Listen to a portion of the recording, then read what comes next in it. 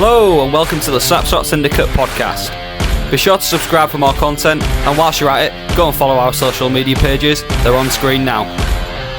Now, on to the episode. Hello and welcome to this week's episode of the Slapshot Syndicate. Boys, how are we feeling this week? Yeah, decent weekend, coming away with 4 points. Not that tidy, to be honest. Do you reckon? Sound of a good team though, eh? Yeah, missing obviously a lot of players, injury, and I don't know.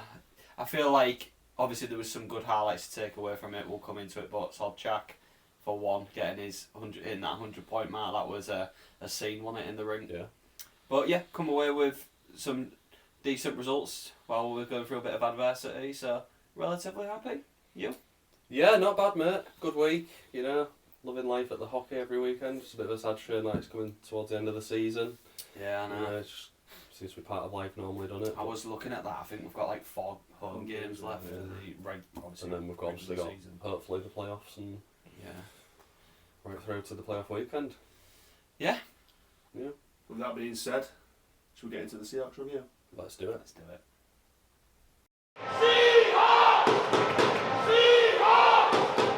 So as we alluded to, good weekend. I know we're going to look at obviously the full weekend as a whole, go a bit more into the depths of it, what happened, who did what. So we'll start with the Saturday, the away game at the Beehive. Yeah, travelling all the way to Berkshire, It's Berkshire, mate. Yeah, nice 4-1 win there. Obviously we mentioned being short benched at the minute, picked up quite a few injuries, had a few suspensions on the go, but all in all did a relatively decent performance. You guys actually watched the stream. I was just going to Yeah, say, yeah. before we get into like the real nitty gritty of this, we did watch it, and I just want to give a shout out to the commentary of the Bees. Oh, mate. He was absolutely world class. Honestly, I've watched a few streams this season. He was top of the list. Yeah, and like you say, he wasn't biased. No, he gave credit definitely where not. credit was No, due. no. You know, there was a few times during the night where I said like, well, I don't think that's a penalty to the Hull Seahawks. He was like Sobchak in the Yeah. first period, for example. I think someone pushed him up against the board, so he like shoved them back, and he was like, "That's never a penalty to Sobchak." Yeah. Or like the second period, he was like, "The Bees finally deservedly go into the box," and it's like it's quite refreshing that to not have someone so biased and stuff. And But he had some peak lines there, didn't he? unbelievable. Go on, Fro. What was your favourite? I liked the Thanos one, saying that Sobchak was the league's Thanos. The fan is inevitable. Absolutely quality. Demigod. Yeah, demigod. The demigod. Unbelievable that. There was some shouts there. Yeah. Really rated that. It was just, he said something else. Oh, he was winding up about the Leeds fans. So at the end of their like stream in the bottom corner, it has like a QR code. And as you load it up on your webpage, you have the 2 badges, the clubs that are playing, you click on them and you vote for your man of the match. But the Leeds fans have just been clicking on the Leeds badge, voting for them and closing it. So it was just like... No one's voted for Berkshire, so it was like... Oh my god. Don't be like a Leeds fan, Hull. We know you're better than that. Actually vote for both teams. And it was like, He was top draw. He was class, wasn't he? But not in like a... Like, you know, like... He was just having a bit of banter, put some good information out. You know, he couldn't be any more... credit him towards He was really good. Like about our power play and stuff, which we'll come into when we talk about this. So let's get back into it then. So Saturday at the Bees, and we went behind. We did. I think short bench was an understatement as well, to be fair. Like, we had to draft in every Tom, Dick and Harry that we could, didn't we? We had the line-up in regards to who was actually out was crazy, wasn't it? Yeah, it really was. You know, when the two teams line up against each other, and again back to the commentary, but he said like it must be one of the first times where the Bees are at the short bench side on the night. You know what I mean? So, and for me, like going into the game, I think that kind of went against the Bees a little bit because you think, oh yeah, the Seahawks are short bench, they're there for the taking. So instead of being the underdogs, for me, like I think the onus was on Bees to go and make the most of it. This is a chance. You know, and I think they did to start with. Like they got the go-ahead goal, and the kind of controls, stopped us creating anything too meaningful. It seemed like every time we got a little bit of momentum, they'd just do something just to disrupt it. You know, like not drag us down almost, but it's obviously because you've got to pay respect to their first period performance. They played really well, but they just like scuffled us, sort of like. They wouldn't let it be free flowing. They'd get tight. They'd like be pushing and shoving. That's hockey, and to be fair, like after that first period performance, we both said to each other, which was texting and stuff. I said you can see how like they've got results at their place now. If they can do that against the rest of the league, then like now with the squad that they've got now, you know. But it sort of went to whack in the second period, didn't it? Because once we got a couple of goals back, I think something clicked in the Seahawks head where they're like, if you want to give us penalties, we'll take the penalties. Yeah, I think you mentioned to me, didn't you, the other day about like Huey? Yeah, Huey and Hayward were so important in that game, especially with Huey played on the line with Reece Edwards and Owen Britton, who were usually on the third line. And that shows how short bench we were. No disrespect to them too.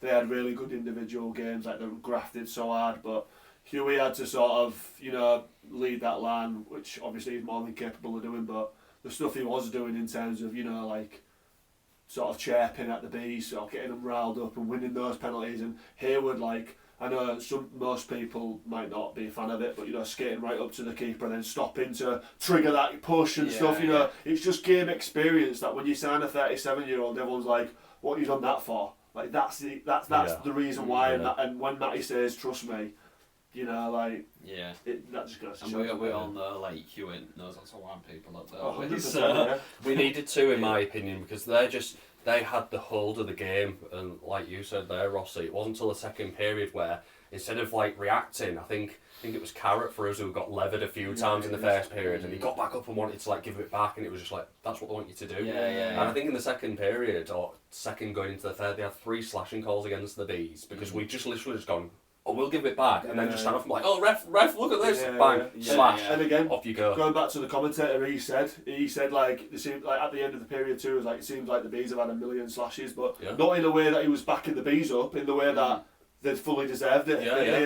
And it goes to speak in the overall result about how many power play goals we got. It was the story of the game, wasn't it? We matched it up, and then after that it was, if you give us a penalty, we're going to score. Well, it's not even that, is it, as well? Obviously, with us being short benched, having to sit a player in the penalty box and be one less person. You did. That's a great shout as well. Like, you don't even have 3 lines there, because for the context as well, we had 3 forward lines and we had 2 defensive lines. So we had Deck Barber and Josh Hodgkinson and Lee Hayward and Callum McGill, and that was it. So them 2 was just having to do shift on, shift off. If you get, like you say, if you get somebody that's you couldn't afford to have somebody in the box. No, definitely not. So, penalty or something. You had to sort of like, Chris Wilcox must have said in that first interval, like, just let him do it. And like you say, we were only 1-0 down at that first interval. I'd like to have known what was said in there, because for me, for Seahawks, it was a case of just sticking the game. Because we had the quality where if we'd just got the odd moment, we would capitalise, and we did in the end. So I think it was just a case of just settle down, lads. It's 1-0. And we'll keep going. And it worked in the end, didn't it? You know, so exactly. Deservedly coming out 4-1 winners. Yeah, definitely. Big night. Penalty kill efficiency 100% as well, so and obviously the power plays, we had 5, power play efficiency 60%, so that's just shows, doesn't it, where the points was made up. Yeah, and we're still outshot them. You can see there we was 21 shots better on the night. So despite being short bench, we were still getting the puck away on goal. Which, you know, if you're not doing that, you're not going to win, regardless of how many men you've got. Azza, you was quite impressed with one of the stats that the commentator pulled out as well about how many power play goals we've actually scored this season. So we've got like the best power play in the league. And he was saying something like, I think we've now got 60 goals. 60 power play goals. Yeah, and the record was like 72 or 75. For a season. And I obviously wasn't aware of that until this guy had said it, and I was just like, do you know what? That's some stat. There's some going, and that's before we even got like the 3 power play goals on the night. So it was just like, you know, really efficient, which we'll talk about in the home game, because it wasn't as much. But to be fair, I'd like us to go get that record. I think we're real nice one to go take. Should we move on to Sunday's game then? Yeah, let's go into Sunday. Well, we was all in attendance for this one, so we know how this one played out.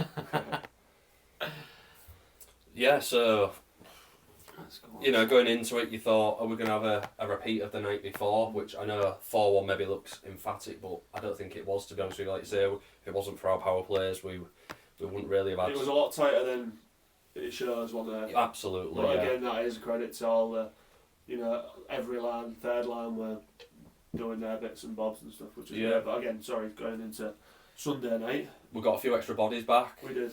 Chamber, Chamber being the notable one. That Fisher as well. Fisher back, to cover both attack and defence when needed. Yeah. So it was good to have the extra couple of bodies. Our rink's a bit bigger than the Bees one, so obviously it was more ice to cover. So I think the legs was definitely needed going into this one. Yeah, and what I'm just looking at the stats there. What a performance from Svek again. Three goals and an assist. Yeah, he's just absolutely flying at the minute, isn't he? Yeah, he is. He's good to see. And I tell you what, do you see the pace he was skating at last night? He's so powerful, isn't he? Like, Yes. I think all three of the imports need a shout out, really, don't you? I think that's becoming a weekly thing though at the minute, and like you say, Emmy and Serby are the ones, creating, scoring goals. And Bobby, obviously, on that, like, you can't take the credit away. Johnny's obviously putting up a few points here and there, but his general graft is really good to see. It's really good, isn't it? Yeah, absolutely. But like looking into the games, obviously we took the lead within 4 or 5 minutes, which was great. Everybody thinks, right, we're going to go on a bit of a rout. Yeah. But then all of a sudden, maybe not. Back, 7-8 minutes and the Bees are back in it, 1-1. Can I just say, I felt like there was so much pressure on Slapshot getting a point, don't you? Yeah. Like, obviously it was like 7 minutes, wasn't it? But we had loads of chances in that first 5 minutes. And I think we was just looking and it was just such a push. Like, you could see sort of, this might be the case, I might be chatting absolute rubbish, but it was almost like Emmy or Bobby would sort of be like, where's Owen, so we can get him a point, But after Emmy slapped that in and he got the 100th point, it was just like, pressure's off now, wasn't it? So I mean, Serby's 100th point was a bit of a joke, wasn't it? I said to both of you two, I thought Max Wright has had an absolute blander of a weekend in the Bees. Fantastic. But we just had that slight little where he got behind his goal and tried clearing it, and Serby just battered it out the thin air and just smacked it into the empty net. And he was just like, it was a bit of a weird one to get your 100th point, and it was a bit of a bad one. Yeah, he got a nice standing ovation though, didn't he, at the Hull Arena? We got shown some good appreciation there, but what a phenomenal stat to hit for him, and absolutely fantastic. Best player in the season, but it's amazing having him in our team, and it's not just the goals and the assists that he provides, it's those individual magic moments where he gets on the centre ice and 3 players skate towards him and he's clicking and going around people, and like obviously me and Aaron, for those contexts who don't know, Aaron stands just behind me and Brad, and the noises as Aaron makes sometimes when Sobby does these things, and it's brilliant. I remember it's so enjoyable, isn't it? Yeah, you know what I'm saying. The Bees tried to break out and Serby had to almost like football, put his leg out and he brought it down with his leg, but then as 3 players converged on him, he just stick handled between the 3 of them was out. He was like, when they alter against him, he still manages. It's just so amazing to watching it. Like, it's really enjoyable. Like, as a Seahawks fan, it's so good. I tell you what an annoying player to play against, though. Imagine being at that position. He's persistent, isn't he? Yeah, trying to get the puck off him. That top line would be a nightmare to play against. If you got a power play, you'd be like, oh, well, yeah. Because if you've got Huey and Decker as the back 2 and them 3, just... Oh, yeah. So it's just like most teams, there's like that one guy, so you think, we mark him out the game, jobs are good, but when you look at our front line, it's like, well, you let any of them front 3 go. Have a good game and that's it. You've had it. There's going to be a goal. I was really surprised there was no actual fighting as well last night. It's third period got a bit tasty though, Yeah, but it didn't really seem to come from anything, did it? There wasn't anything like, there wasn't anything that really was like, this is kicked up because of that. It wasn't a bad hit or anything. Like you say, it started on Saturday night when there was a couple of chirping bits and a bit of pushing and shoving, but Sunday night it sort of came to a head a little bit. Got a bit ugly, didn't it, really? I think there was a potential for Max Wright waving Geordie up for a bit, and Geordie was a bit like, should we go? It was, goalkeepers wanting to have a go. I think after the 6 goals he'd got a bit past it, Max, but to be honest, like, the fact, like, we just need to reiterate how good of a game he got, and it was a shame towards the end where he sort of lost his head, and to be fair, there was a bit of chirping from the fans and stuff. It got a bit like silly, didn't it? Where if you actually look at the stats that he's got and stuff, and I think for the season he's got 1,800 saves, and it just shows how good of a keeper. Like, there's people there saying, texting the Bees, crap, or the keeper's rubbish. He is an amazing keeper. We've got to give him the plaudits he deserves. I mean, just look at that on Sunday night. He had 62 shots against him, and he's still come out with a 90% save percentage. I think the moment for me, and I remember it, is like Svek was going for his hat trick, and he got through 1-on-1. And a lot of people are just like, here we go, here's his hat trick. But instead, Max Wright's like sort of stayed there, watched him, and sat deep in his net. And there was obviously an exchange of words, because then he obviously carried on. But so there, and he's obviously seen somebody like Svek coming at him, and he's denied him, so he must have been like, yes, I've denied him the hat-trick. But then when Svek's actual goal, they kind of knocked it round him, he put it into an empty net, and he must have been gutted to have allowed it a bit easy like that. And he was like shouting after him. Which is good like competition between the imports and stuff, but you've got to sympathise for Max, right? Because how many shots did you say? 56 or something like that. I know, he faced 62. 62, and obviously he's saved 56 shots, and that is a hard night's graph, that, isn't it? Yeah, like you say, with our efficiency and goal scoring, you know, they are going to be good chances on goal as well. So to stop all those is class. It's not. Do you know one thing we need to note as well is like how good our penalty kill is now compared to what it was maybe two seasons ago. It's probably one of the worst. I think the full package, the power play and the penalty kills, like coming along real nicely. To be fair, but you can see that he's worked hard on that, can't you? And they are the big moments in the game, aren't they? Like you say, it's win or lose. You know, we've said the same recently when we played. Obviously, Sheffield Steel Dogs, when we mentioned Tom Barry taking numerous penalties, and we capitalised then, and we proved it again against the Bees. Definitely. Yeah. So overall, 4-point weekend once again. Third weekend in a row, that. Yeah. And actually, it's not. Rewind it, no, it's not. Stay tuned.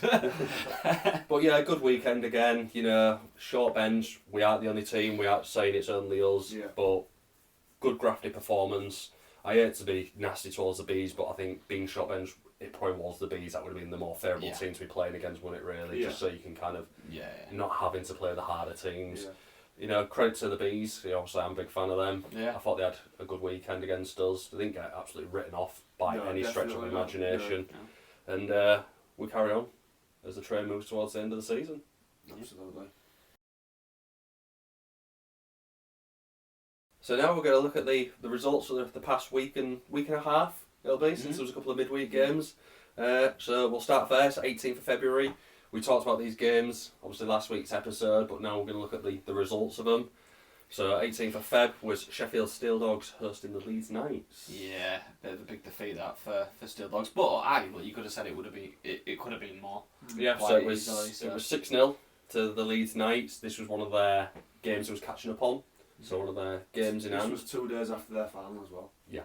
6-0 win at Sheffield is a great performance, that, isn't it? It is, yeah. Obviously, we mentioned like what would the camp's sort of energy be after winning that cup, because they had to work hard for the cup final. Obviously, losing the first leg, second leg had to really go at it. So going into that game 2 days later, although I know it's local, it's still having to do the travel and get yourself ready. And 6-0 is an absolute joke of a score today. I think I said it would be a bit tight. I think I actually went with Steel Dogs on that. I was about to say, I think you was the only one who went with Leeds. Me and you says Steel Dogs, so I'll swallow that one and say fair play, mate, because that's a resounding victory, that, isn't it? Yeah.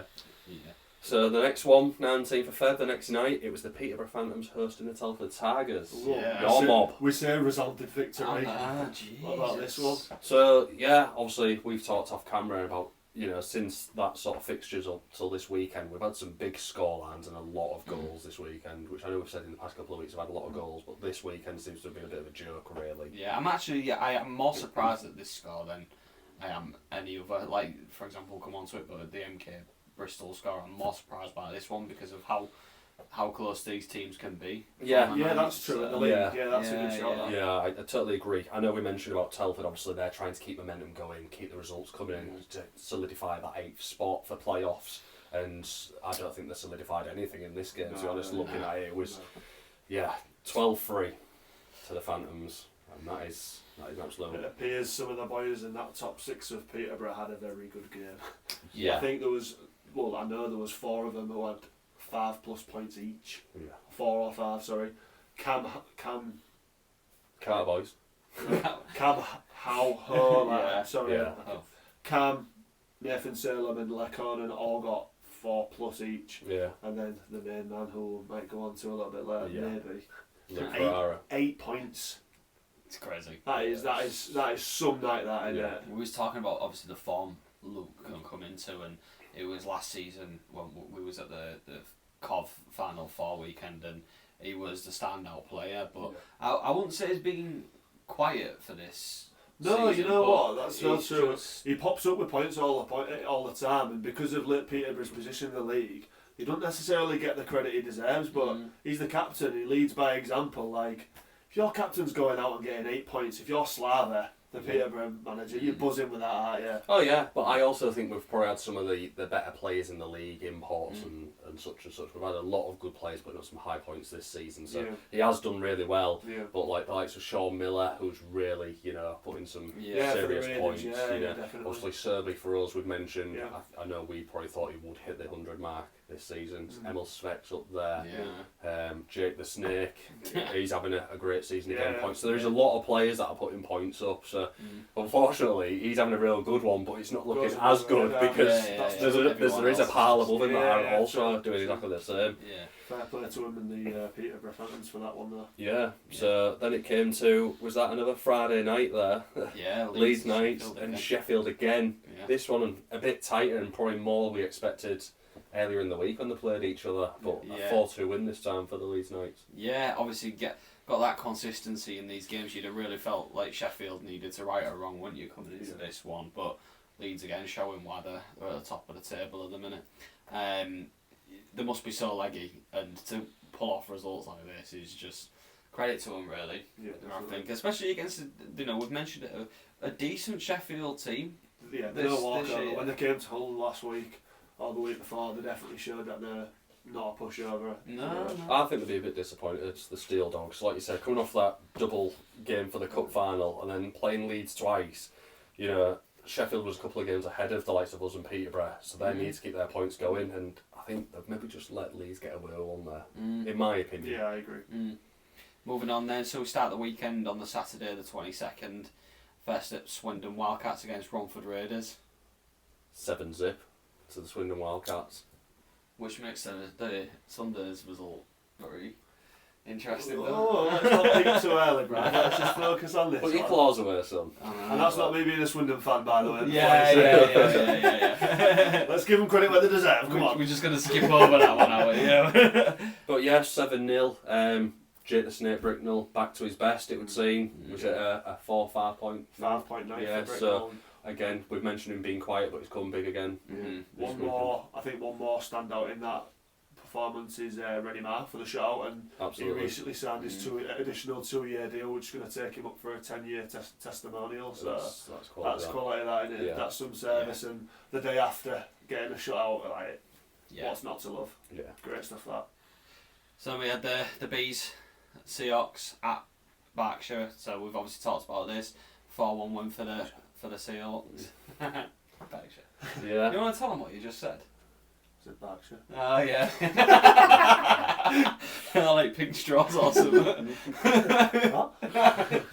So once you two have finished being childish, we'll carry on. So next fixture was the Solway Sharks and the Telford Tigers, and Solway taking this one 7-4. Yeah, I was actually quite surprised at this. I think I went Telford.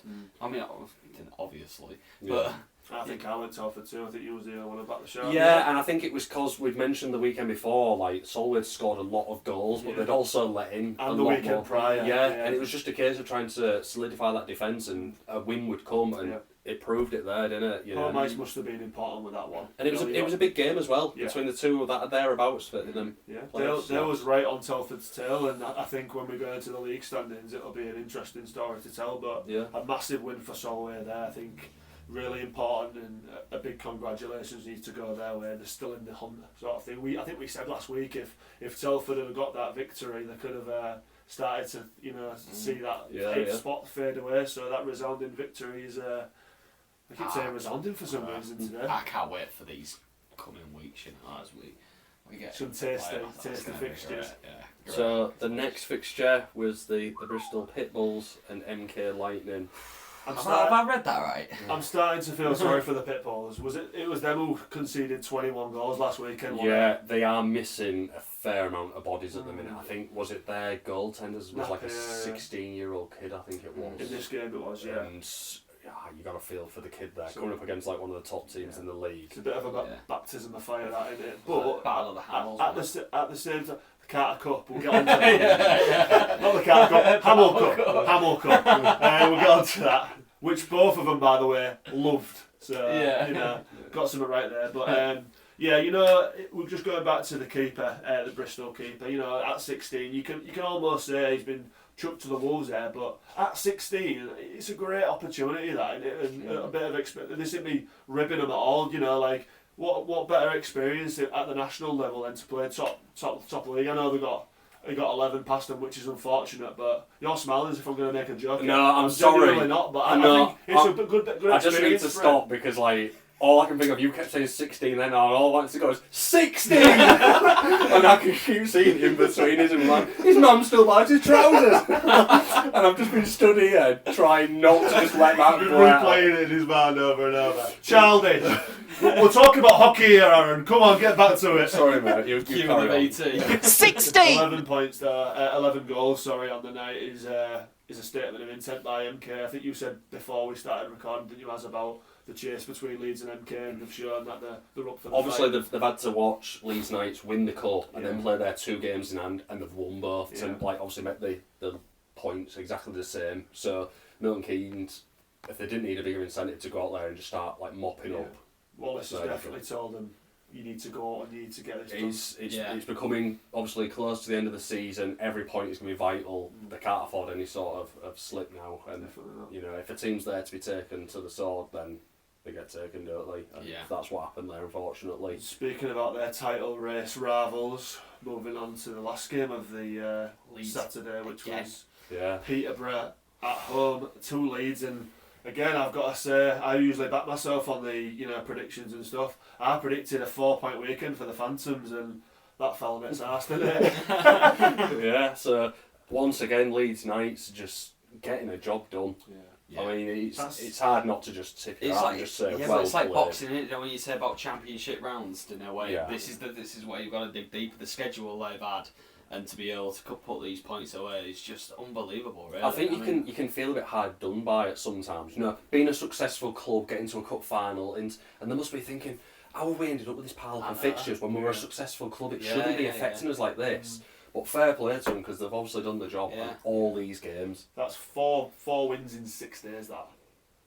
That's a tough job for any team, isn't it? Yeah. So an absolute testament to them. They've got something good going there, and it just seems like the momentum's building, and who's going to stop the train? Yeah. So that rounds up the Saturday. We'll get into Sunday's fixtures now. So first game was the Sheffield Steel Dogs at home to the Solway Sharks. 4-2 victory for Sheffield. Bit of a could have gone anywhere, this sort of game. Obviously, looking at what Sheffield had, a couple of bad games against Leeds. Solway finally got that win. They'd built up a bit of head of steam there. Going into that one, I think it could have gone either way, and Sheffield have come out with this one. Important win this for Sheffield, I think, in their place in the table. Obviously they're behind us in the table, aren't they? With us getting so many 4-point weekends in the past couple of weeks, they needed something out of this weekend or something out of these games to sort of try and keep that momentum going, but I think we're slipping away from it a little bit now, which is nice to be in that situation. And should have been even more, but we'll come on to that. He's bitter, isn't he? That'll be bitter. Look at this next result though. Romford Raiders, Peterborough Phantoms. 9-6 to the Raiders. Surprising one, this. Yeah, I don't think many would have guessed that. I didn't expect this at all. I don't know where they pulled that out. And certainly not to be so high scoring. If these teams are relatively close for it. Expect maybe a 3-1 where they've got this. They've gone 2-1 up and got the empty net just to secure at the end. But I don't want to be disrespectful to the Raiders, but if you'd have told me that they'd have dished 6, I wouldn't have been the most surprised, just because I feel like in the past couple of weeks they have had some hefty defeats, haven't they? But for Peterborough to dish 9, especially, I don't know whether he was in goal or not, but if Hayden Levine's in goal and he's dishing 9, I bet he was disappointed with that. Yeah, I can imagine it would have been if it was him in goal. So the next fixture, Hull Seahawks and the Bees, reverse fixture, which we watched at home. Seahawks taking it 6-2 on the night. We worked well on that one. And then the Milton Keynes and the Pitbulls. Again, so what was this? A little bit more respectable, would you say? Better weekend for Bristol this. Instead of 21 goals, they only dished 20. Sorry, that's how I've ordered that. Wait for the predictor. Hang on. I'll back up. So, we built this nice little Bulldogs little VT that keeps popping. And you're just doing them dirty. I don't like the Bulldogs. Bulldogs. I like the Bulldogs, but Yeah, I'm saying it's an improvement. Yeah, just 21 goals to 20. There's no need for that. Keep digging a hole, mate. So, I'll say it once again, but they are obviously missing a fair amount of players, as are a few teams in the league. And MK are a really good side, so if anyone was going to put that amount by him, it would be MK. There's no shame in that in a double header against MK. No. In all seriousness, it's a tough weekend that with a short bench in it. Yeah. And then the last fixture of the weekend, which will make you real happy, And, the Telford Tigers at home to the Swindon Wildcats. Wow. Telford taking it 3-2. Some result there. So before we even get into this, obviously I mentioned to you You two, love this, don't you? I didn't really know, but like somebody put on Facebook, like they only had 3 recognised defencemen on the night. The Telford Tigers. That's crazy, that. And to take a win against Swindon when you're like obviously that short is absolutely mega. So fair play to them there. They couldn't even nick any from the Telford Tigers too, because they had that big cup final Yes. this weekend, didn't they? Yeah, So they it wasn't did. even like they could piece people from there as well. So that is some result, that. Oh yeah, I'm gobsmacked, to be honest. When we was trying to keep up with the results last night, I genuinely couldn't believe what I was seeing at one point. But I mean, that's obviously testament to Swindon as well. You know that a lot of people would have been looking at them and expecting them to go in and maybe not walk over Telford. We know they're a decent side when they want to turn up, but you'd certainly expect them to come away from the win. Yeah. Telford have obviously got something cooking at the minute. I think even more to Telford's, the point of which they played well, it was 3-1 right until near the end as well. I think Swindon got their second goal like quite late on. The Bull obviously been pushing, but that's a real good result, that. And the disappointment of the Saturday night against Solway. Well, that's what I mean. I don't understand how you go from crazy, a 7-4 loss to beating Swindon. 7-4 loss with travel back from Scotland, probably a late night getting in at about 2 or 3 o'clock, because bear in mind, like when Seahawks get back, they're back for about 2, so you've got the extra travel to Telford. You know, then later get up in like dinner time, not that much time before the game, and pulling that off against Swindon with 3 D-men, that's credit where it's due. That's class. So we'll wrap it up and we'll look at the league standings then. Yeah, I'm excited for this. So let's have a look. This should be interesting now. Sort of all the teams will be wrapping up and on the same sort of points. So looking at the table now, Milton Keynes topping the table, 46 played, 71 points. Yeah, but Leeds have still got that game in hand on them, and Absolutely. they're on 45 played, 69 points, so they can get them points back, and it's going to be anyone's at that point, isn't it? That's going to be crazy. Yeah. Crazy run into the end of the season. So third place is the Swindon Wildcats, 46 played, 64 points. The Hull Seahawks in 4th, 46 played, 59 points. Which could have been a few more. Yeah, so for those that don't know, there's been a bit of dops action against the Hull Seahawks, and we were deducted 2 points and a result was reversed. We played the Peterborough Phantoms and got a 6-5 overtime win. 2 weekends ago, wasn't it? Yeah, and unfortunately, I think it was Matty Davis shouldn't have been on the bench, and he did appear on the bench. And some sort of administration error, wasn't they? I think with the communication side of stuff. And there's a lot of things that are going about in there. We stayed behind after the game to hear what Matty said, and he said that unless you're involved in the situation, there was a bit more to it. And there's contradicting stories on both sides. But Matty said, if he'd have known that if he wasn't allowed on that bench, he'd never risk those points. And genuinely, from that, you believe that, don't you? So you accept it. You know, at this point, there's not much else you can do. You know, we can only look what it would have looked like. So we'd have been on 61 if we'd have kept the points, which would put us 3 behind Swindon, which is we'd have really tightened that gap up to the closest it's been for a long while. But unfortunately, it's not meant to be. We're not bitter, are we? No. Following this Hull Seahawks in 5th is the Sheffield Steel Dogs, 48 and 54. Yeah, so we've built a little bit of a cushion on them, which is nice to see. Obviously, we've got 2 games on them, and we've got a few points. They've got a few points to make up. So I think that midweek bashing from Leeds, not bashing. I think those midweek defeats from Leeds sort of. It has held them back a bit, and they probably are looking over the shoulder now. At 6th place, Peterborough Phantoms, who have played 46 and got 53.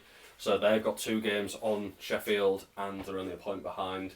Obviously, they got that extra point after the fixture result reverse. So it hit them quite nicely. Yeah, so then obviously we've got Romford. Before we move on there, just a little one. with the seedings in the playoffs, how they are. I was going to mention that, but I was going to go through the table first. Oh, go on, yeah, we'll do that then. We'll do that. Jumping in on each other. Sorry, I just got excited there. Sorry. You like it? You know what? You've got. I like your little questions at the end as well. This actually. Go on, sorry. Yeah, so obviously we've got the Romford Raiders in 7th. They've played 44 and on 44 points, so they've got quite a few to make up, but they're just obviously trying to keep that playoff position, I'd say now, aren't they? Yeah. Telford Tigers currently taking the last 8th position. They've played 47 and have got 40 points, so really, really trying to push. Obviously, we know that they've got a few more games than Romford, so maybe catching them is going to be pretty difficult. I think it was big of obviously losing to Solway and then to right the wrong and getting that big 2 points against Swindon. Makes that one even bigger than it. Yeah, absolutely. So obviously following up from Telford, 9th position, Solway Sharks, 46 played, 37 points. So like you say, they've still got a game in hand on Telford, but they are 3 behind, so even with a win there, they would be 1 behind. Bristol Pitbulls in 10th. They've played 46 and have got 30 points. And then the Berkshire Bees, they've played 46 and have got 28 points.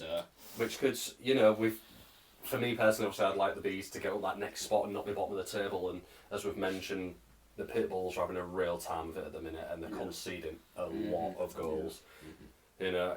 I do believe I was right in thinking, they have conceded the most goals at 257 goals. I'll tell you what though, lads, just looking at that, if the Berkshire Bees got another win and Bristol lost, they would be equal on points, but I believe Berkshire Bees would be ahead on goal difference because, like I say, in those last 2 weekends with Bristol conceding a lot of those goals, Berkshire Bees would actually be 10th on goal difference.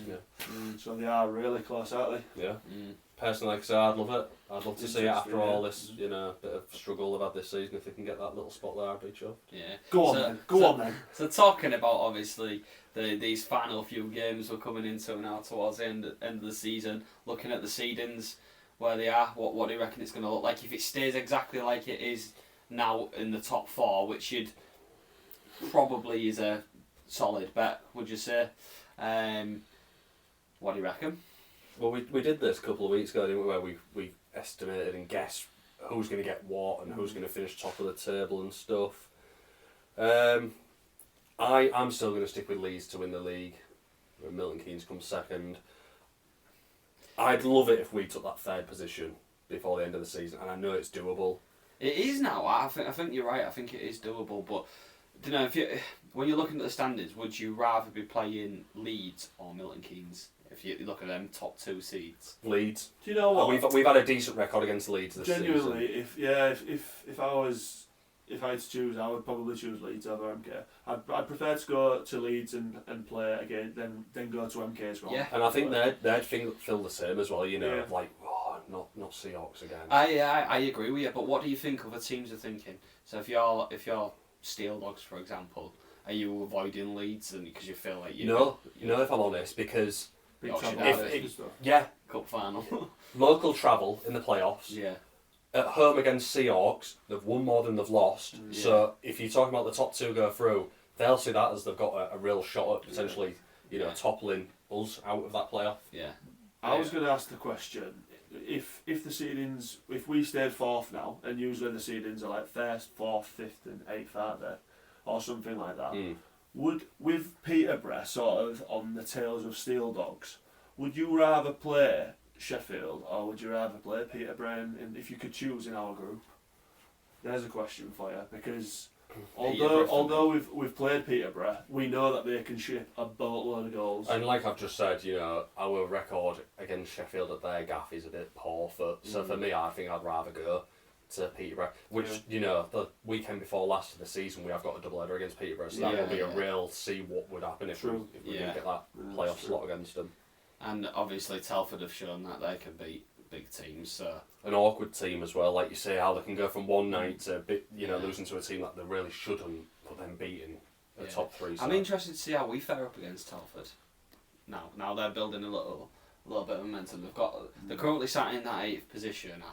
I'm really intrigued really intrigued to see what that Well, one's it's going to be interesting like. because you'll get a taster of that on Sunday, won't you? I will do, but I was going to go on to that. It's a bit early in the in the pod. show. Yeah, I think for a lot of teams at the minute, it's a case of like, what bodies are they going to have? You know, it's hard to say. Like, obviously, you're saying, "Oh, we'll see what it'll be like against Telford this weekend." Are we even going to have many bodies back? True. You know, Yeah, and you true. won't want to rush them back, which Our at this injury point, list is like, so big, isn't it? you No, know, if you can Matt get is- them for playoffs, you want to get Matt's them into... focus Yeah. is definitely having those players back for the playoffs right now. Yeah. yeah. So, are we happy? Have you finished all your questions, Yeah. Sam? Yeah. That wraps up the fixtures and the stand-ins for this week. So now we've had a chance to reflect on the fixtures, results and stand-ins. It's now time to pick our team of the week. Who wants to go first, lads? You can go first. You can go for the net if you want. Yeah. Okay. So our netminder of the week is Rennie Ma for the Swindon Wildcats. He got a shutout versus the Raiders, which in that 7-0 victory on Saturday. Yeah. Unfortunately, they did fall to a loss on Sunday night, but I think in regards to his performance in that match, obviously it's a big one, and with his 2-year extension, we thought it was fitting to sort of fit him into that slot. Yeah, absolutely. You know, big well done to him for the shutout. You know, it's always good for a goaltender to get the shutout. He is a class goalkeeper. I really like him. You know, both the Ma brothers are top draw. Yeah. Very good at what they do. Definitely. And like you say, I think he was one of those goalkeepers that would be signed up pretty much straight away for any team because they are a class act. So, well done to him. Bradders? Yeah, so first defender, we've got Ed Nags for Milton Keynes Lightning. Yeah. He's had a fantastic weekend. He got 2+1 on Saturday and then 2+2 on Sunday for a D-man. Pretty good. Yeah. That's really. What was it as well? The shutout for them as well? Yeah, they won 11-0 on Saturday, didn't they? Yeah, so shutout, which is always a big defensive plus. Happy with that, and then like you said, to put goals and assists up as well, he just sort of rounds up the full weekend, and that's top draw for him. Yeah, it was class.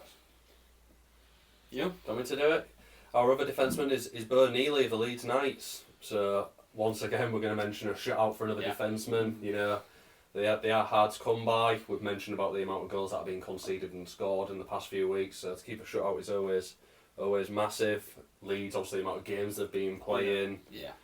You know, I think he's another one that maybe goes under the radar a little bit, but his name always seems to be sort of there.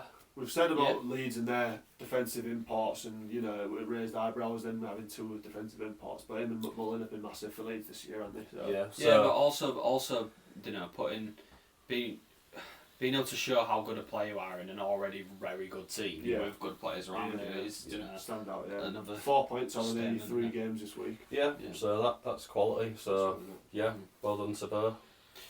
Yeah, so our first forward then, we'll go on to that. So we've got Luke Ferrara from the Peterborough Phantoms. Yeah, I know Rossy was massively impressed by this guy once again this weekend. 8 points in the game's a joke. Yeah. For any player, you know. It's just a shame it was against Telford. Sorry. and then 10 points over the weekend, obviously with that 8 points during the week, but you know, that's worthy of a team of the week, definitely. Absolutely. So anybody who can put in 10 points. I mean, we did exactly the same last week for Emmy. We're not just going to stick to our own. You know, somebody else has matched the feet, so straight in without a shadow of a doubt. Do you want to do our next one? Yeah, go on. Why this one? So you can do the final one. Go on. I thought it was just because of the team. The next forward is Jake Bricknell from the Swindon Wildcats. Again, had a really good weekend. 6 points, a 5-point night on Saturday against the Raiders, and then a 1-point night in the loss against Telford, unfortunately. But again, any player that's gone out getting a 5-point night has had a really good night there. And you know, there might have been shots for a couple of Peterborough players here and there, but I think he was really instrumental in that win on Saturday night, so he's just slipped into the team of the week. So well done, Jake. Finally, one of our own, Owen Sobchak. Yeah. The magician, the joke, the Thanos. The inevitable. The Bees commentator said it first. So you know, I'm losing words to describe this guy. He's an absolute joke, and I love the fact that we are the team that he chose, and we're watching him every weekend and doing daft things. And he's the first person to hit the 100-point mark this season. You know, that alone got him in the team of the week. But he also had a great weekend, put 7 points away this weekend to finish it off after being deducted points after our reversed we results. We went down from 99 to 97, and then on the Saturday night went back up to 99, and then finally got it on our mice, which was a nice touch, wasn't it? Yeah. So massive congratulations to everybody, especially Owen Sobchak breaking that 100. I just want to say, for me, it's almost like that front forward line there would also almost go into my team of the season, which we haven't talked about, and I haven't mentioned it to you two yet, but at some point towards the end of the season we are going to do a team of the season and have a good talk about this. So that is going to be a real interesting one. I hope you join us for that one. But this is close to what I would have for my starting 6. Love that.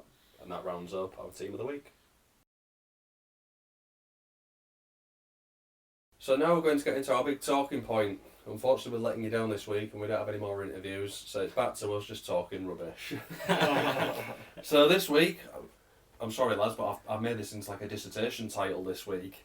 Mic'd Up, the digital age of hockey, the ups and downs of being in the inner circle. That's how I went to school. But the long and short of it, lads, is obviously social media. Obviously, media exposure is becoming a bigger thing in the game now. And obviously the NHL do this Mic'd Up thing. Do you think it would work? The goods and bads? Well, I love it in the NHL, to be fair. I think it works. But also, it's probably a lot more disciplined, isn't it?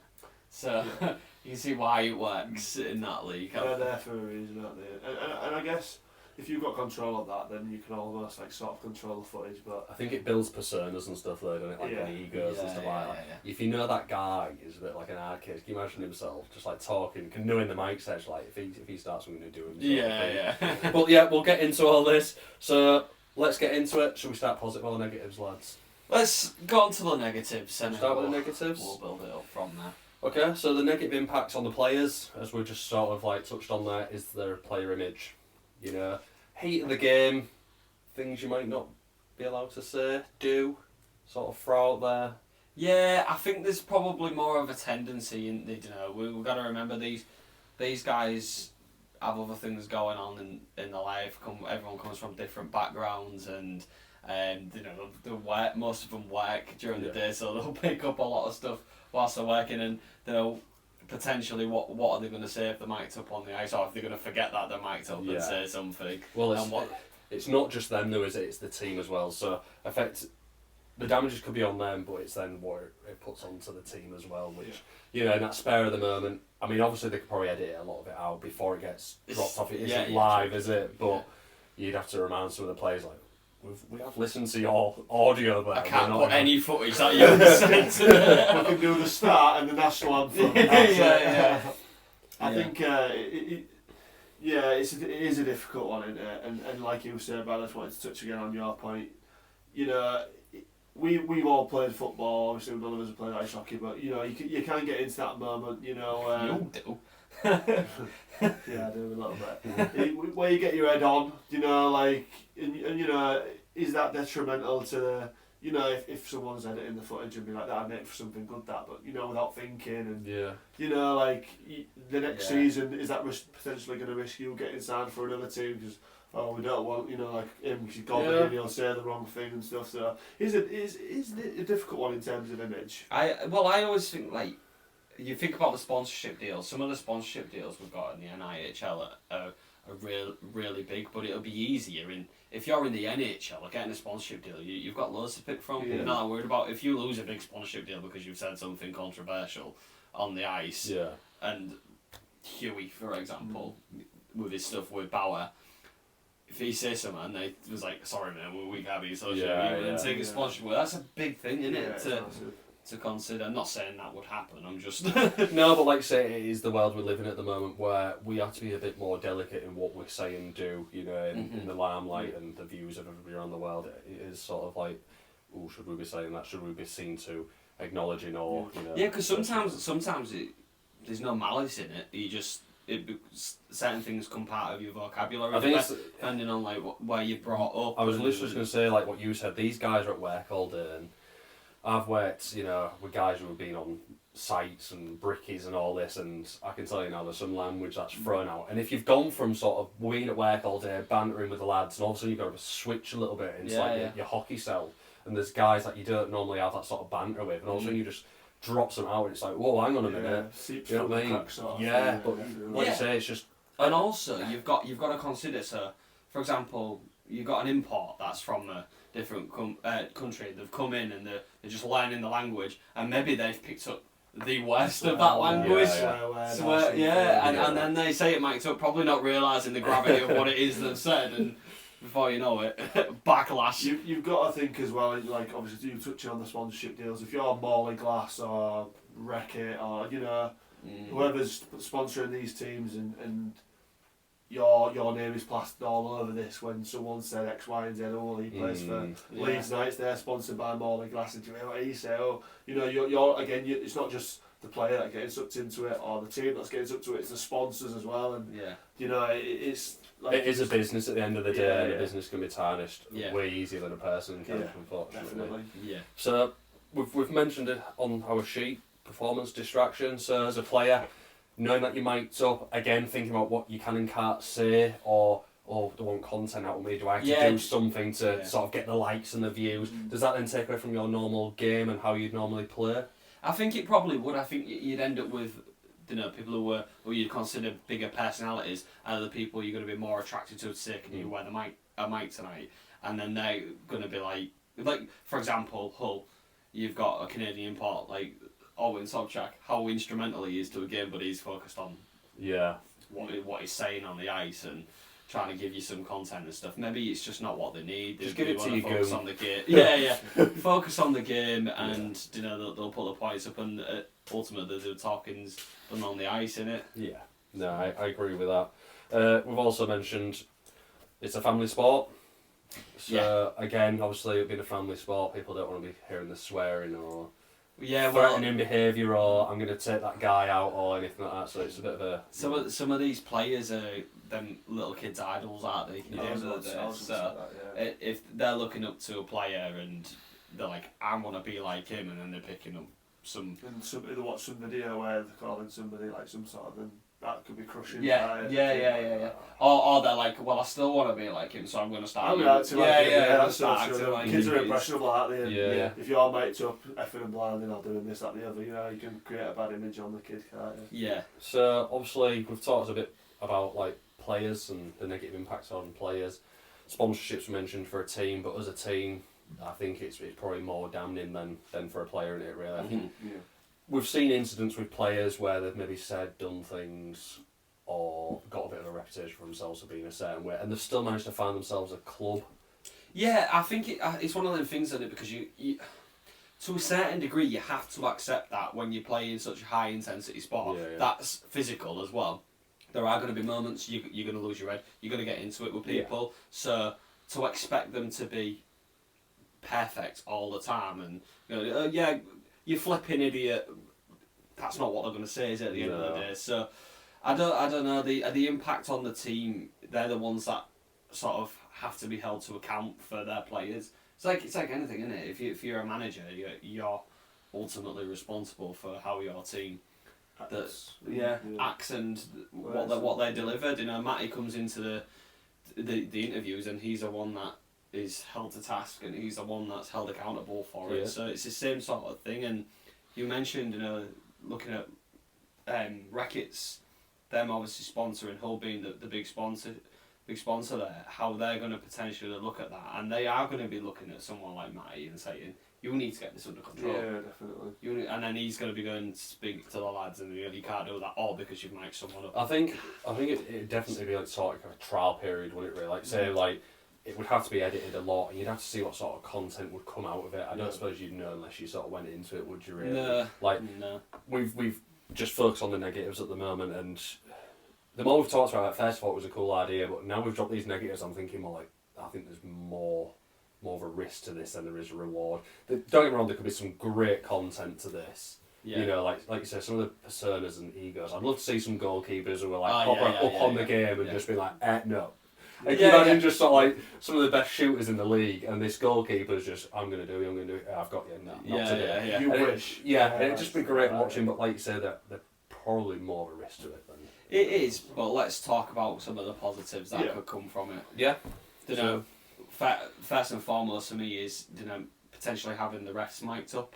what that could do for us. Yeah, we've seen across sports, haven't we, how successful that can be. I know, obviously, jumped in there on you, but if you want to carry that on, but no, yeah, I just think it'd be good. Like, obviously, sometimes something will happen on the ice, and you have no idea what they're trying to discuss or call, or there'll be a break and it'll be for a couple of minutes, and you're like, oh, who's getting a major penalty? Yeah, I'm just thinking to myself now. So obviously in the NHL, they live in the game tell you what the penalties are for. But like, obviously, I know DOPS for us has come under a bit of fire recently. Yeah. If this was all recorded to go with a report, how much would that sort of... Yeah, definitely. Can you imagine like that with the conversations that was had with like a bench, a coach or something like that? Having that alongside like a written report, like say some things don't always...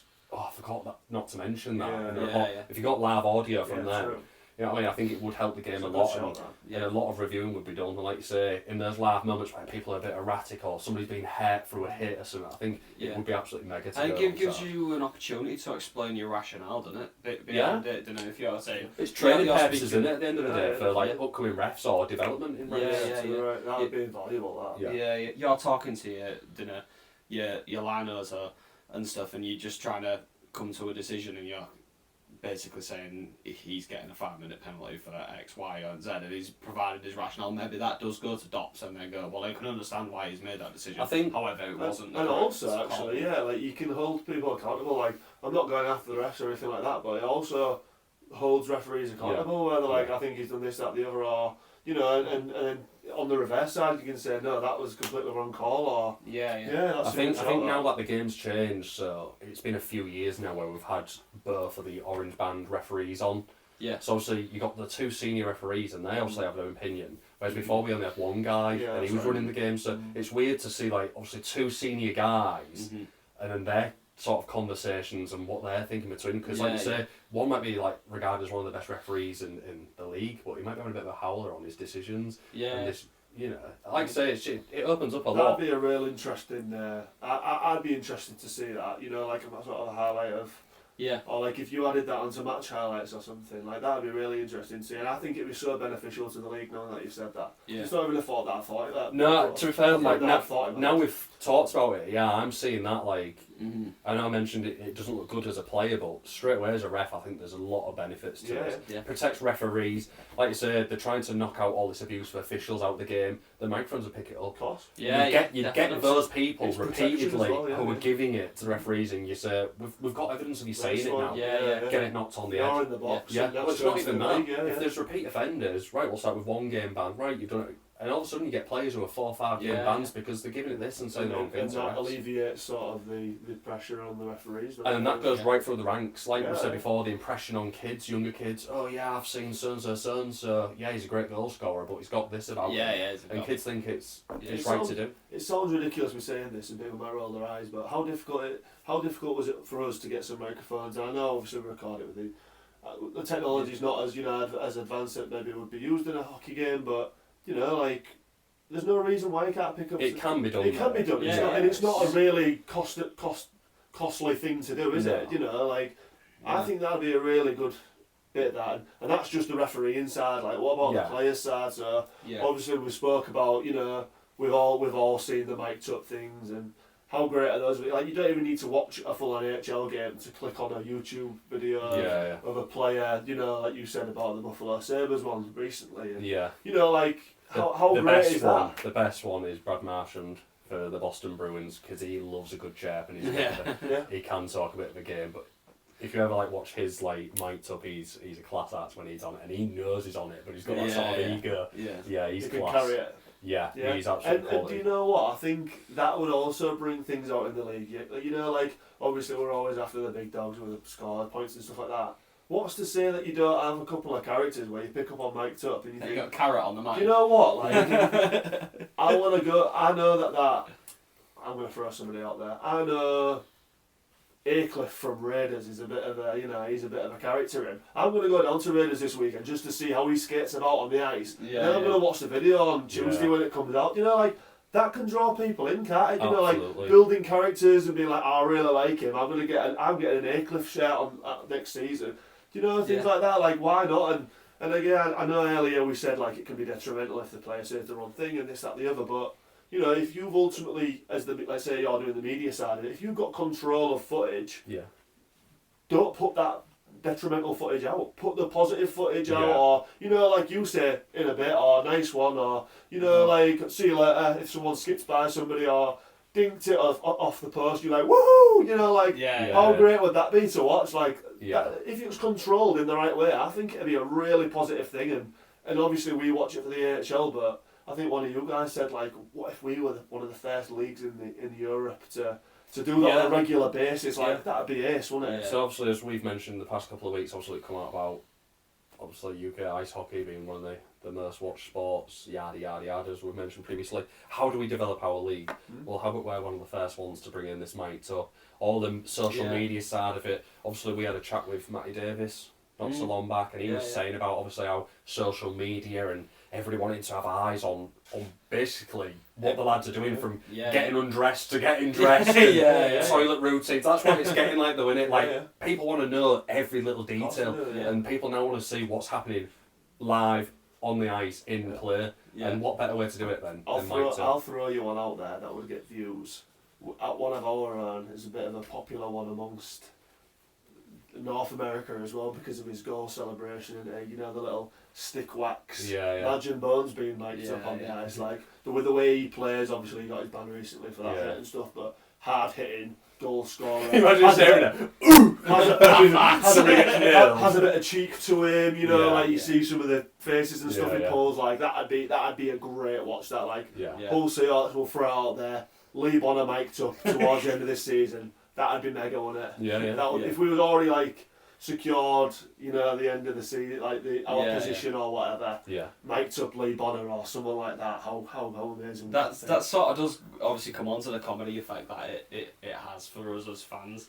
Just that content to be able to watch back, and you know, hearing, I mentioned earlier, someone like Carrot, who's you know a younger lad, but we all know what his game's about, and he can get into it, can't he, at times, definitely. Just to see how he winds people up, because he does get under the skin. It'd be hilarious. It would be great. And again, like those comedy videos and stuff like that, they just pull views in, which pulls follows in. If you're in the local area, it gets a tip bum on a seat, gets your ticket, that's more revenue, and that's just the cycle of how in which this works. Like Matty said it best, he don't run a hockey club, he runs a social media company. Like ultimately, this is if this is run on social media, if it's doing well, that's getting the people into the rink, bums on seats, better atmosphere, better results. Cha-ching, cha-ching, like cha-ching. You know. We've got obviously Pitbulls who do a lot on TikTok. All the teams are doing the live feeds now. For me, this is the next bit now. This would be awesome. Mic'd up is the sort of waiting for that first team to take the plunge and have a go with it. And I think if it sort of was successful, I think a lot of teams would have a go with it. I agree. Obviously, you've seen, haven't you, people are starting to interview players as they come out, asking them daft questions about, what's your favourite rom-com, for example, like, and this is just the next level. Can you imagine the penalty box bites you're gonna get with someone mic'd up in the box in the NIHL when, like, last night Azza shouting to Rose, all he knew was like, there was room on that door, just, and then he was looking around and having a laugh, and it was great. He even had a bit of back and forth with him, didn't he? Telling him to tell the net he's having a great game. He was being genuine, and he was like, "Why don't you go tell him?" And he was like, "I was being serious," but like that was caught on camera. That'd be ace, wouldn't it? Like, these absolute quality. Them interactions. I think because we started on negatives, it almost was sort of, no, this isn't a good idea. But the more we talk about it, it's quite a mixed bag. I think this is why it's good to do these little conversations that we do, because a lot of people would just think like, oh yeah, it's mic'd up, who cares? But when you start like thinking of the smaller bits, and not just thinking in a game, but as a business and what it does for social media, and I think like there is a lot of obviously positives and negatives to it. I think from a coach's perspective as well, you know the player that you can trust with this, don't you? Yeah. Or if you think he's a bit of a flight risker, don't give him the mic. Just give it to that player that that give it a little bit, but also at the same time, like you're not going to get in trouble. And if they end up saying something stupid or get into a scrap, which is like you listen to it back and be like, nah, can it? We don't even need to think of like straight into games. Training, while they're doing training stuff. Some lads might just say, I'll have a go in training, see how it goes before I put it on for a game. It's not like right, you're playing, but you've also got the mic on. Yeah. Just have a bit of a mess about where it's not as... Also, they need to work hard in training, but there isn't that sort of intensity of a game. You know what I mean? So you can get like that little sad, you know, persona and ego of some people coming out in training. And like you said, you know, obviously, that us having this conversation, it's really good because you mentioned we only got through probably half the negative points, and you was already like, do you know what? No, I don't think it's a good idea. Straight away, you can sort of see that there's another side to it, and you can sort of change your perspective on it. So I think we're gonna have to throw it back out to you, and let us know what you think on this big talking point. It was something we want 100% about, but I'm real glad we've done it now. So now we've talked about it then, Rossy, what are you going to say? Are you for this, against it? I think you've got control of the footage, as long as you give it to that trusted person. I think, and there's obviously legislations in place where you agree with the club and they're happy for you to do it. I can't see loads of negativity to it. I think it helps the league. I think it helps teams. I think give it to the right player, and it's really a positive thing. I'm in agreement with that. I don't see the negative impact it can have, but like I said, the caveat to all of this is that you can control what you put out there. So ultimately, the team can be held responsible, and they also know that, you know what, if I'm happy to put it out there, then it's probably going to be okay for people to listen to. I agree with you both. For me, I want to bring it back to the ref thing, because I 100%, I'm not seeing any sort of negative at the minute. No. And I think for the referees, match reports, DOPS reviews and stuff, I think this would be an absolute win-win. Yeah. You know, so for me, I think it's a full house. I think we're all in agreement. I'd like to throw out a question then. So obviously we tell people to get involved. This is one thing we'd actually like you to comment down below. So we'll maybe put this out on a reel or something on our Instagram, or even on the YouTube video itself. So I want to know, which team should be the first team to do it? Who's the player you're choosing? Yeah. And then if you could choose an opponent to play against, which team would it be? And I want to throw it out there, because I know for a fact we've got a lot of players who do look at our content and have had like little interactions with us. Yeah. You're watching this, and we won't put any names out, but I'd like you to drop into our inbox and just say whether you think it'd be a good laugh on, and if you'd actually be up for it. Yeah. But all in all, boys, I think it's been an actual decent talking point. Definitely. I know it was a bit sceptical to start with, but it's turned into a decent conversation. Yeah, 100%. Yeah. That concludes our big talking point this week. So now we're going to finish up the episode by looking at the fixtures for the upcoming weekend. First of all, lads, I think it's a Friday night again. Yes, yeah. Big Friday night, and would you believe it? It's Leeds nights again. Never. I know. Leeds nights, Romford Raiders. Go on, I'll let you go there. I'm going to jump into it like I normally do. Alright, yeah, I think Leeds will do this one. Obviously, I do think they're going to be coming up to this part of the season, and the schedule they've had, they're going to have some tired legs out there, but Romford Raiders is probably one of the teams they would want to play, I think. So I think it's more tricky than you're making out. Like, face value, Romford Raiders think, whatever. Did you not remember that they actually beat Peterborough 9-6? Yeah. There's a team in there. I know they've obviously played them in the cup twice. True. Do I dare remind you that they actually beat them at home? Very true. I don't think this is a complete write-off. Is there going to be a sense of we want to revenge it? Why not? I don't know if it's just me wanting a bit of a narrative here and wanting a bit of something out of this, but no, do you know what? I'm actually going to go for Romford on this. Oh, yeah? Yeah, I love it. I'm going to go Leeds. I'm also going to go Leeds. You know what, Azza, I really like the thought behind it, and I'd like to see that, because it'd make for an even more tastier title race. But I think Leeds last week were unbelievable, weren't they? They had 4 games in 6 days and won every single one of them, didn't they? So I think they'll be absolutely fine, if I'm being honest. Okay, moving on to Saturday fixtures. First of March, Swindon Wildcats, Peterborough Phantoms. Can I just stop you there? 1st of March. I know. 1st of March. Where's the year going? Crazy, and it's flying. It honestly is. Time flies when you're having fun, eh? Well, we started this, just after Christmas, around Christmas time. You know, we put this into play. We're already going towards March. I know. It's 10 episodes in, boys. Yeah. Sorry to stop you there, Brad. So Swindon Wildcats against Peterborough Phantoms. What do you reckon? Because obviously Peterborough have been doing all right recently. They've got some decent results, and they've got, obviously, we mentioned Luke Ferrara. But Telford beat them. Yeah, true. So, you know, there is that potential where they could, slip And let's not forget Swindon, whilst they got beat by Telford, they're still very good side, and they've got some very good players. They did beat like Raiders 7-0. Yeah. I think they're a different team at home, Swindon. And I think that might be the defining factor in this. There's a part of me that's hoping that Peterborough does them, because I'd love Seahawks to get that third spot. So if Swindon start dropping points, it would be pretty mega. You're all for it. I think the only team in recent memory that beat Swindon at home was Bees, and it was in overtime, and I think that's a class result for them. And I think it was one of those that isn't very often, but I think it's the half, the fortress. But no, going back to Swindon, I think they're a very hard team to beat at home, so I'm going to be the first one to throw it in there. And I think, although I think it'll be really close, this is an hard one. But I think Swindon will win. I think Swindon will do it. Yeah. Going to be controversial, or are you? No, I'm Swindon on this one. All right. Solway Sharks against Romford Raiders. Solway for me. Do you know what? It's at their ground in it as well, so I'm going to say Solway. In the Shark Tank. Get chumming. I think the first time this season, boys, I think it's going to be a clean sweep in favour of Solway. I think they've shown last weekend what they can do on home ice. Romford have got a game before. If Romford are going from Leeds back down to Romford and then up to Solway, that is a hefty bit of travelling. That hopefully they'll just stop over in Leeds or something and go from there for their sake.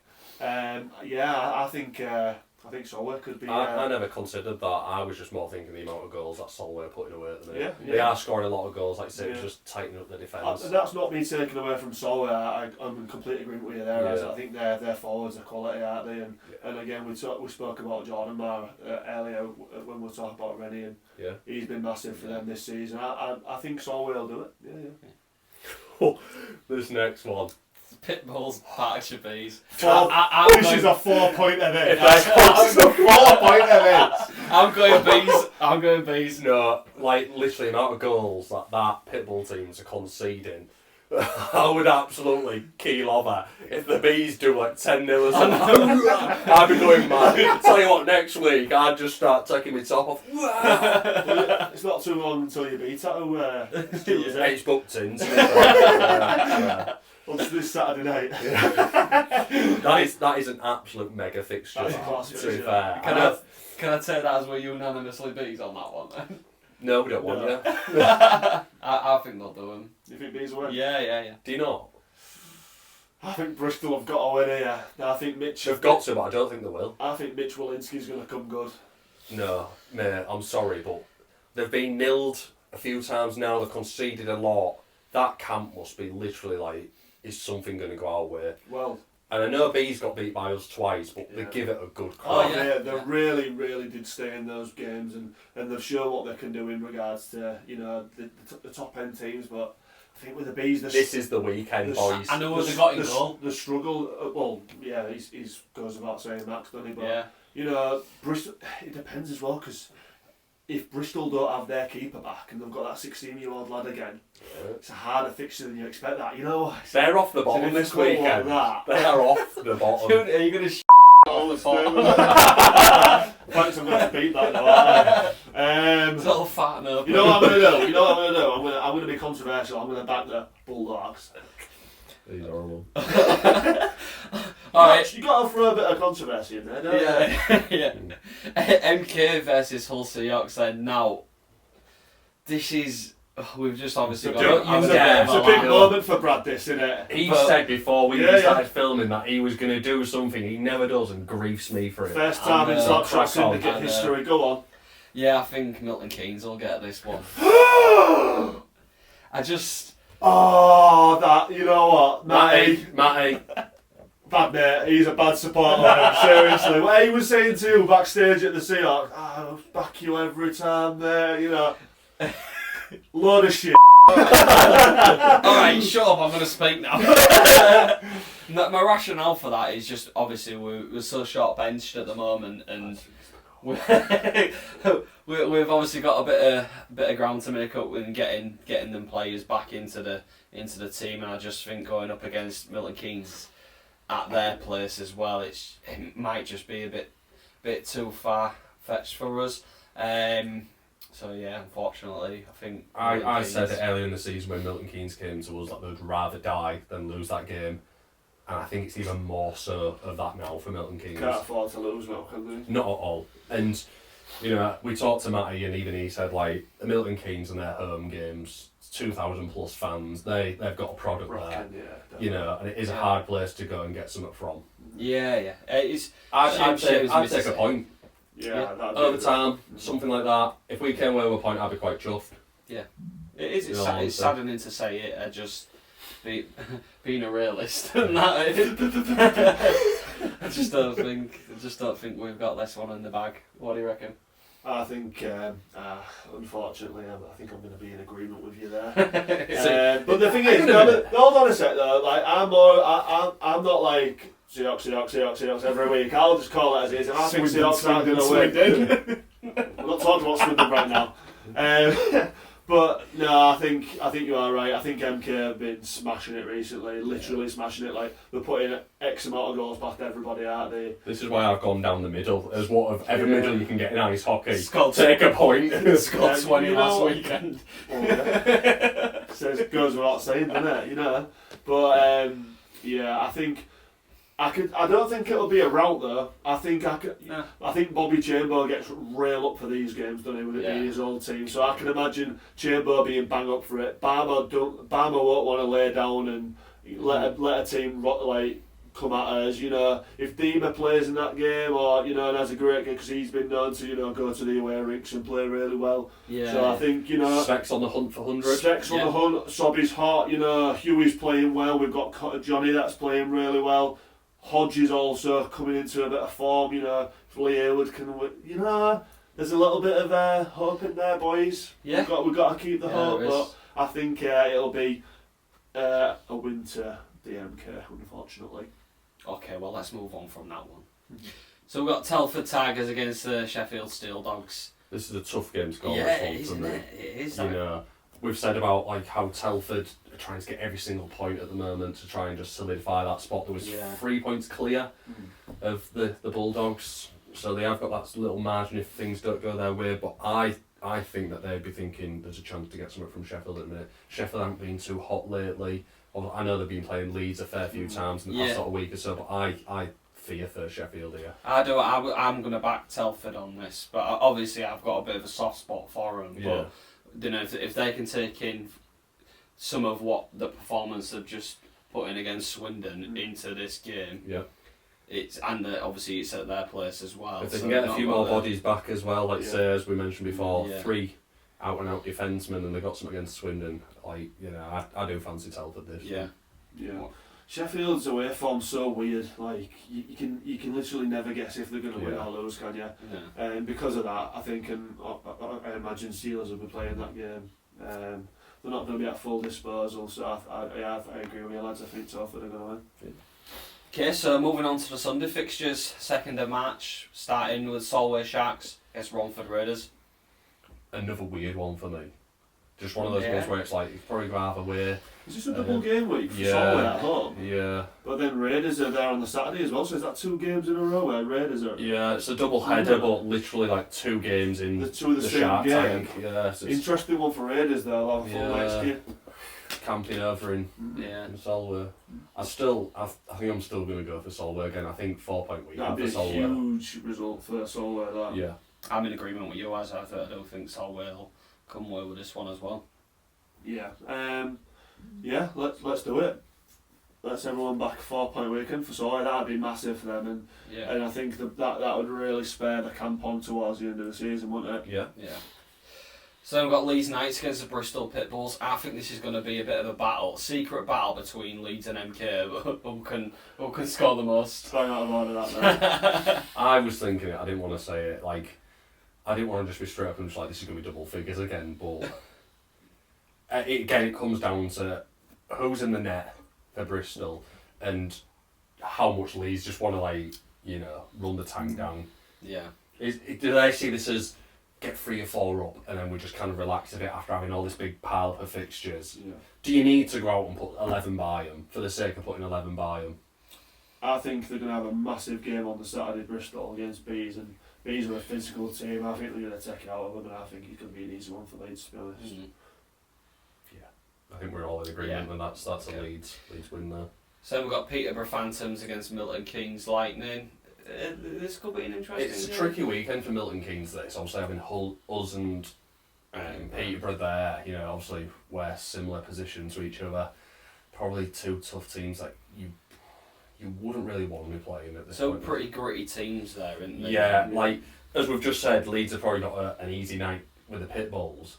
And Milton Keynes are looking like we've got a stacked weekend here. Yeah. Peterborough are a real hard team. Peterborough are really good at home, aren't they? The amount of goals they've been scoring at home recently is a joke, so this isn't going to be an easy win for Milton Keynes in the slightest. I think Milton Keynes will win this. Yeah. I just think it will be a really tough game. After having the Seahawks at their place, then go to Peterborough and have to do it again. Yeah. You know, you'd rather have a hard team and then like an easier team, wouldn't you? Whereas this is a big weekend for Milton Keynes. This, for me, this could be the start of either the charge or the fall off. Yeah. That's a good. I back that statement. Yeah, I'm in agreement. I do think MK. I mean, we're agreeing a lot actually on these well, I was about to say I can see this being a 3-point weekend for MK. I just don't know which game. But is that enough? No. Ultimately when Leeds have got the weekend they've got, it has to. I think, am I going to throw out OT winner for the Phantoms?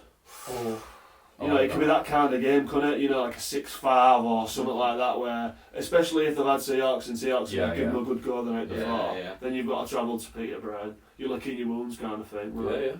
Yeah, totally agreed. And then we come to us. Yeah, Seahawks. Telford. Going to back Telford again here. Don't like Seahawks anymore, do you? No. I'm going to back our own on this one. In our. Surprise. Go on then. I want a full review of what you think is going to happen here before we even say a word. Well, I think we're going to probably go 2 or 3 up relatively early. I think Telford will put the pressure on us in the second. Might be a bit of fisticuffs in there. We might finally get the fielder Barmer or fielder Chamber fight we all want to see. But yeah, I think we'll probably be relatively high scoring, maybe like 5-3. I agree with the goal scoring, and I think Geordie goes in goal here. Probably right, yeah. And I think we probably go behind in this game. That's an interesting one. And I think we'll be able to claw it. No pun intended, obviously. Big clawing the kit isn't the rest. No, I think Geordie will get this game, Dean will get the Saturday, and I think the Telford Tigers are going to fancy it, you know. I honestly do, and I think we'll go behind and we're going to have to really dig it out, and it depends on what bodies we have and how we can put an attack together against Telford. Yeah, we have still got that quality though. I mean, we talk about us being short bench, but still when our first line's playing as well as they do, even that's difficult to handle for any team. So as long as we can keep the momentum going, I do think we'll be able to put the pressure on them just as much as they can of us. And our main weapon, we draw some penalties, get on the power play, and we keep that tally going up. Yeah. Definitely. I don't think Seahawks go out for looking for a fight in this game. I think Seahawks will really back themselves. Remind me who Telford have got on the Saturday. Telford have got Steel Dogs. You know, even that game's not the easiest game, is it really? You know, I think they could probably win that game and come with a bit of confidence. It will be a tough game, and remember we've got MK on the Saturday too, so we're probably going to be in a situation. This could be a bit of a sticky one, this, you know. You love a sticky fixture. Sticky fixtures make the season, don't they? But yeah, I do think we'll win. I think it'll be one where we pull away in the third period, maybe. I think it'll be a tough old game for their first and second. Yeah, got some relatively similar views on that then, Yeah. I think. Yeah. Nice to get along there. And the final fixture of the weekend, the Bees at home to Swindon. Yeah. Bees at home. They've done it against MK, they've done it against Leeds. They've had obviously a decent result out of Swindon. Oh, they've beat Swindon, at the link as well, which is result in itself. It's a difficult one, knowing obviously the history against the top teams. A lot of teams don't like going to, well, they call it the Hanger Dirt League. Me and you watched these on Saturday, and we saw how they play in their rink, and you know, we're really good on the power play. Without those power players, it could have been a different game. For me, this looks like the Telford game for Swindon, where it's going to be real tight, and they could come up against it. Yeah. And I hope they do. I hope Bees obviously get the points again for the Bees' sake. Yeah. And like I said, I'd love for Seahawks to get that third position. I'm in agreement. So I hope the Bees win because, and I know that they can play very well at their gaff. I just don't know. I don't know if Swindon let this one get through the fingers. I just don't know. I'm umming and ahhing. I think I'd be silly not to back Swindon in this fixture. So I'm going to say Swindon. What are you saying, Azza? Well, obviously I'm going to stick my Bees. Yeah.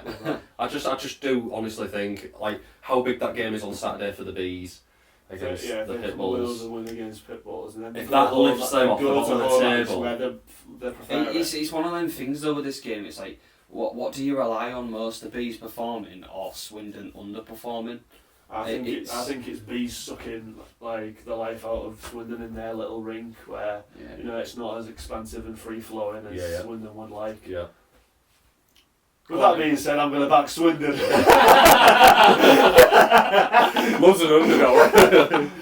But yeah, I mean, I'd love Berkshire to win for the sake of Seahawks and for them as well. We've got a bit of a honeymoon story for the Berkshire Bees, haven't we? Which we really hope that they end up off the bottom after their first half season. So yeah, I really hope the Bees win, but I think it'll be Swindon.